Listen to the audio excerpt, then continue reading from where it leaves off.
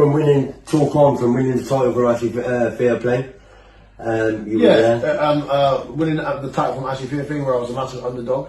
I went straight into to fight Steve Williams because Steve Williams was actually the mandatory challenger. Mandatory, you got to face the mandatory. Yeah, because he pulled out on injury, so I fought him. Funny this because Frank Maloney, who's now Kelly Maloney, who managed. I think he kind of half managed. You know, he was a promoter, and I think he on his bill. Yeah. He was a promoter. I think Ricky Hatton was actually Fear Fame's manager. Yeah. So then it was like, now it's within his best interest to keep the title in Liverpool because he had. Oh, he had Corolla. Anthony Corolla? No. Who was the heavyweight? Who's the heavyweight that he had? Oh, he had Nathan Gorman. No, is it Nathan Gorman? Yeah, the heavyweight that got beat on the 2 times when I was on the undercard. And Tyson Fury was his arch enemy. Oh, David Price. David Price, yeah, David Price. So we got that. David Price was the main bill. Yeah. And obviously now we've got Steve Williams. David Price was Liverpool, was a Scouser. Yeah, Rotunda. Yeah, right. And then he's got. Is that going to ruin you because someone's called? No, that's okay. Okay, the camera's still working. That. Okay. Yeah. So he's got David Price, who's Liverpool, and now we've got Steve Williams who's going to be fighting for the title. So it's going to be all Manchester based. His best interest to have it. So first defence of the title. I knew it was a setup from the beginning because obviously he gave us the digs that he gave us. My room was just above a disco. In Israel, you know, like boxing is crafty.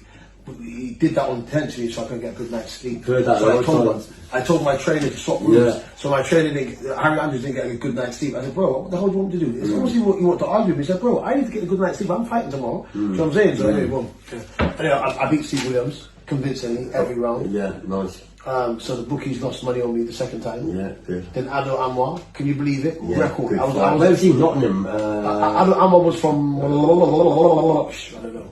Bradford. Yeah, Bradford kid. Yeah, good fight. Very good kid. Yeah, and again it was a battle with him and his whole of his community because obviously they built him. To win. Yeah, they built him to become the next kind of Amir Khan because Amir Khan, who was Pakistani as well, Muslim, didn't win a British title. So he went straight on. So they wanted him to become the first British light welterweight Pakistani kid. Yeah. And again, was he capable? Yeah. Everyone was scared. Everyone was scared of him. He was the boogeyman. He beat Jason Wellborn, Dave Flynn. He won Pride Fighter. Yeah, Pride Fighter. He won his last 19 victories straight. Yeah.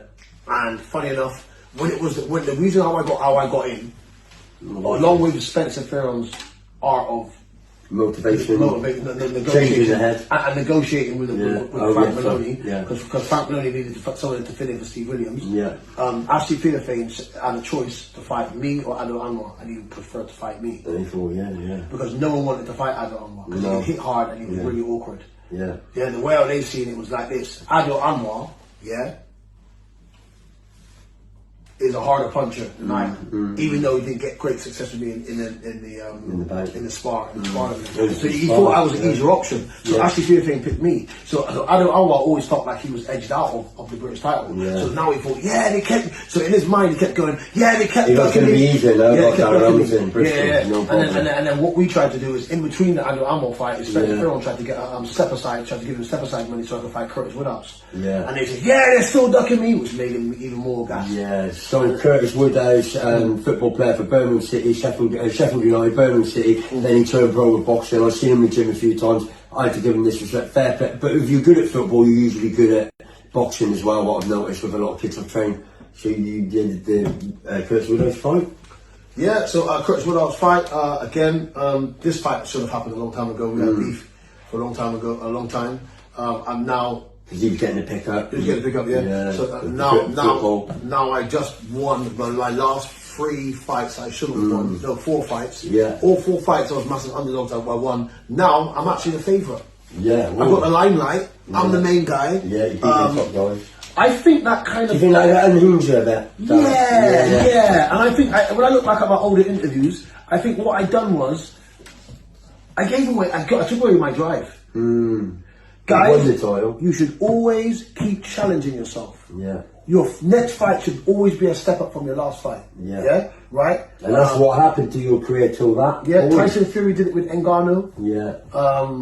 A lot of fighters do it. You should always keep challenging yourself. Do you know? Do you know whose career I like? Who kept doing it? I'm terrible with names. British fighter. British fighter, super featherweight, box beat Lee Selby. Oh, beat Frampton. your man from Hull, what's his name? Not Warrington. Warrington, Josh Warrington. Josh Warrington. Because Josh Warrington. Don't get those wrong. Josh, yeah, brains. So I'm getting hit head recently. No, this guy. So he kept what he kept doing to his career is he kept, because remember, if you don't have enough respect for someone, like I don't, there's a thing I didn't have that much respect for me. I even spoke to Mark Bateson. I seen him at a boxing fight, anti-Joshua fight, and he said, he just didn't train for fight. He didn't train. He's probably out there. Do you know what I'm saying? Yeah. And like there was a couple of, like, I'm not making excuses for Curtis Woodhouse, because like I said, even with me turning up as I turned up, It's his mentality, you know what I mean? yeah, I didn't go in there. I didn't go in there as I was an underdog. Yeah. That changed my whole ethos. Yeah. So I'm saying I didn't fight with it. And when I realised in the fight that I didn't train how I should train, I did the same thing as I did with the Ashley Fairfield fight, which was winning 80-20. Yeah. Do you know what I'm saying? And that was just enough for the judges to do. Yeah. For them to say, like I said, look, at the end of the day, bro, as someone who's had that career, me and Curtis would not speak like we're brothers. If I see him now, I hug him and say, bro, we done great things. Yeah. And what I'm proud of is that he done something great. Yeah. Came from being a Premier League football player and became British champion. Yeah, that's never been done before. Never been done before. I don't think so. Fair play to us. And we created something at that time that's historical. Yeah. So that people that came after You're us. part of boxing British history. Yeah. The people And win this people bout. Ricky Hatton's won this bout. Well, everyone's names. Terry Marsh has won this bout. Willie Leonard's won this Willie bout. Leonard, everyone's won this bout. What's his name again? Hitter, Junior Ware's won the bout. Frankie Gavin. And you? So I'm saying, so like I said, you know, we all made ourselves part of history. At the time, I was bitter. After boxing, I was bitter. Yeah. It took me years to get over. And what's going on now for you? Basically, what I've done now is I have now put myself in a position to becoming, I was Your personal trainer, personal trainer, great stuff. On every video. And I just think I'm a trainer with a difference. I believe that you've got the experience. I believe the results that I've created and the champions and the fighters that I've created, it's so good to the point now that I don't want to call myself a trainer. I think I'm a teacher. So I think a trainer just retrain stuff that you already know. I could teach you something that you don't know. Yeah, you're putting something else in psychologically. I spent theory, like, you know, And the massive 360 was I ended up going back to the club that I fell in love with. That changed my life. Christianity changed my life. I was like, I've got to go back to Empire. I've got to go back to Empire, you know. Empire still in Jamaica Street? No, they moved. Yeah, I've heard it. Yeah. And here's where the issue is, because now what they've done is they've now combined themselves as becoming a boxing club, and an amateur club, and a charity. And here's where the lines have slightly crossed. Yeah. It's just like, you know, they're using charity workers now to become amateur coaches. Yeah, which I'm saying without any experience. There's no knocking them though. You can't knock them. But what I'm going to say is that the boxing is a bit dangerous. It is dangerous sport, because what you have to do is they should always be guided by knowledge. Yeah. Because you're always going to come unstuck somehow. Yeah. You know what I'm saying? Just the same way as I came unstuck when I came up in the corner and I was beating that kid to a pulp. Yeah. And when I got knocked out. And Jimmy Tibbs, you cannot beat knowledge. Knowledge, yeah. You can't beat it. So I'm saying, you can't come into, listen, I can't come into bloody, I don't know, Formula One racing with 2 years experience. My team, I know more than Michael Schumacher, or I know more than, I know more than Lewis Hamilton. You're going to come unstuck. Yeah. And I think to myself, there's angles and there was points in that where they came unstuck. And like I said, one of the things, the errors that I think Empire made is their sparring angle. They didn't like people sparring outside. Because they're not really on the map now, are they? They're not on the map. But they were in the 90s, they were the Bad Boy Club. Bad Boy Club. And guess what? They didn't need to go sparring. You know why? Because everyone was there and everyone came there. But there's a reason why people don't go there anymore. Yeah. So now they have to go. The sparring's not there. The sparring's not there. But and what you have to look at now, Barton Hill. Yeah. Barton Hill. So Barton Hill, Darren's involved in Barton Hill. Yeah. And again, I've been involved with Barton Hill from my son Ethan, who was a very good amateur boxing champion. He's had 11. He's had 11 wins, 1 loss. Yeah. Yeah. Is this, how many? No, 11 and 2. Yeah. He's 11 and 2. Yeah. 11 and 2, yeah. And he's won 4 box cups. Yeah. He's gone 2 times in the semi-finals in the championship. Yeah. But it's like loads of stoppages, 5 stoppages on his record. He's a very good kid.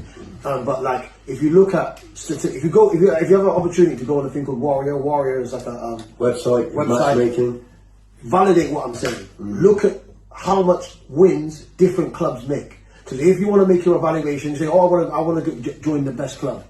Don't take my word for it. Look on Warrior and see how much each club is winning, what they're doing. And how much champions they do. And what you'll see is Barton Hill are standout club Barton Hill. Amateur boxing club. Amateur. Yeah, that's where it all starts. Yeah.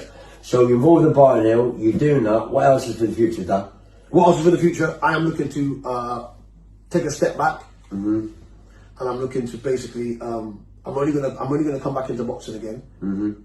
Not that only gonna come back boxing again. We spoke about this. When it's time for me to get my payback. Yeah. So my payback is this: I want to, because I didn't win the British title outright. Yeah. I want to see one of my fighters that I trained win that British title outright and become a world champion. Yeah. This lower level boxing, I'm gonna let them. Like a lot of the times, like you see me, I'm in the background. I don't do many corners. I don't have that much involvement with it.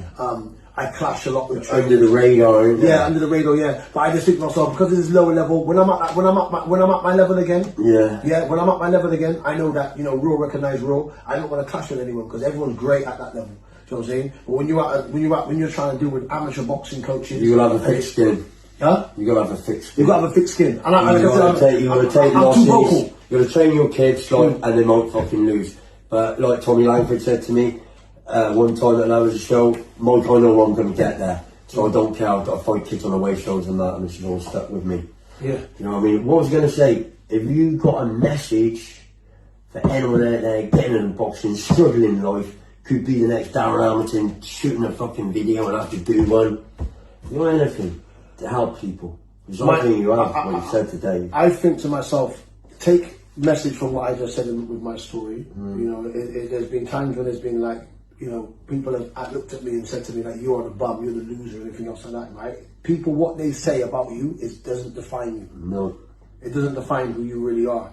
But what defines you is how you react to what bad has happened. Yeah. If you lose or you get stopped, and the first thing that comes out of your mouth is the excuse of why you lost or why you stopped, and you put out blame, choose something else. Yeah. If when you lose, you don't go back into the gym and try to put back or try and design a way of how not to lose, or think of a way of how to make yourself indestructible. If you can't do that, if you haven't got the desire, if it doesn't burn you to think to yourself, right, I gotta get up, I gotta run, I gotta get back in this gym, I gotta do this. If that's not in you, do something else. Yeah. And that is just my powerful, deep-hearted advice to all fighters. I'm going to put another one. When you're looking, just because Darren's motivated me here, and it's something I heard down at the coast a week ago, like in a meeting.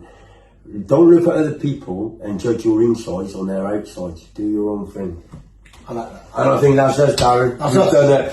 Taylor, you've got some editing to do, trust me. Bristol connection. Love your God-given talent. Fucking hell, Darren. Do you know what as well? Because sometimes, do you know what? Sometimes you can babble onto a topic for too long. Yeah. But you took me out of that. Yeah. I would have. If you Do you know what's good with you? you? Another thing, I think you talking about this, no one's asked you this for a long time. No. And it's good, I think, interviews with people. And do you know what I did as well? that picture of you with the belt? Come on. Yeah. And you know what I did as well? Respectfully, I didn't really diss anyone. No, we can't. We can't we in this life? No. Yeah. So I just gave my definition. I said, like, people, charity workers can, but they need to be guided with Yeah. We're not just trying. You can't just. You can't let it go. You've got to get off, so I'll get off. You can't just be in a sport, an expert sport, without the expertise. Do you know what I mean?